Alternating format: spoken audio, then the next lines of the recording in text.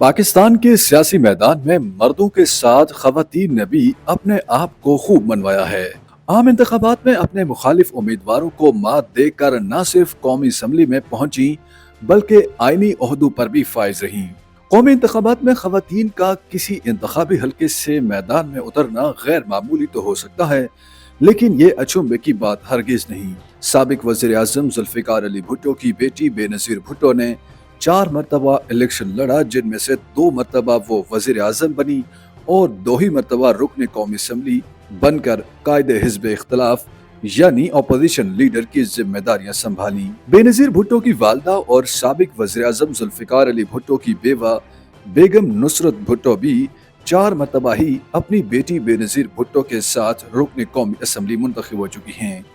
بیگم نصرت بھٹو واحد سیاسی شخصیت تھیں جن کے شوہر اور بیٹی دونوں وزیر اعظم بنے۔ نصرت بھٹو کے علاوہ نواز شریف کی اہلیہ بیگم کلثوم نواز بھی رکن قومی اسمبلی رہیں۔ نواز شریف کے سپریم کورٹ سے نااہل ہونے کے فیصلے کے بعد کلثوم نواز نے اپنے شوہر کی خالی ہونے والی نشست پر انتخاب لڑا۔ کلثوم نواز کی علالت کی وجہ سے ان کی بیٹی مریم نواز نے اپنی والدہ کی انتخابی مہم چلائی۔ 1993 میں سابق وزیر اعظم بے نظیر بھٹو جس قومی اسمبلی کی رکن منتخب ہوئیں، اسی اسمبلی میں ان کی والدہ بیگم نصرت بھٹو کے علاوہ ان کے شوہر آصف علی زرداری اور سسر حاکم علی زرداری بھی ارکان قومی اسمبلی منتخب ہوئے تھے۔ ملک کی انتخابی سیاست پر نظر ڈالی جائے تو 1970 سے 2018 یعنی تقریباً 50 برسوں میں 64 خواتین نے عام انتخابات میں حصہ لیا۔ سابق اسپیکر ڈاکٹر فہمیدہ مرزا واحد خاتون ہیں جو سب سے زیادہ مرتبہ رکن قومی اسمبلی منتخب ہوئیں۔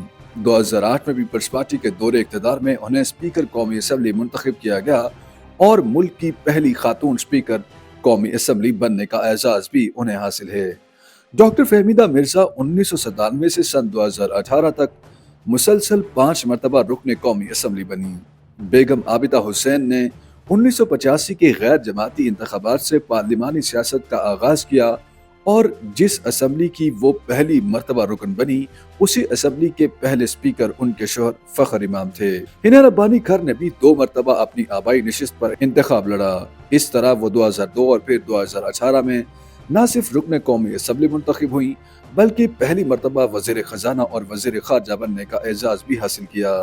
جہاں سیاستدان خواتین نے مخصوص نشستوں پر رکن قومی اسمبلی بننے کے بعد براہ راست انتخابات میں حصہ لیا، وہی سابق وزیر خارجہ حنا ربانی کھر اور تہمینہ دولتانہ 2 بار جنرل نشست پر انتخاب لڑنے کے بعد مخصوص نشست پر بھی رکن قومی اسمبلی بنی۔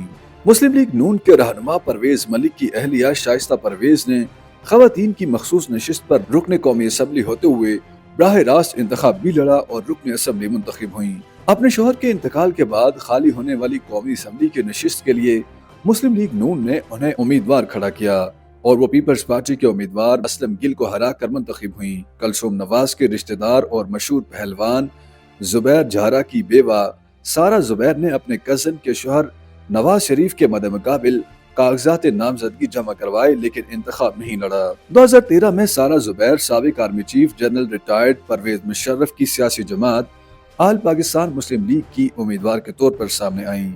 8 فروری کے انتخابی مارکے کے لیے بھی خواتین امیدوار میدان میں ہیں۔ سابق صوبائی وزیر ڈاکٹر یاسمین راشد اور سابق رکن قومی اسمبلی عالیہ حمزہ تو جیل سے الیکشن لڑ رہی ہیں۔ یاسمین راشد سابق وزیر اعظم نواز شریف کے مد مقابل بھی ہیں۔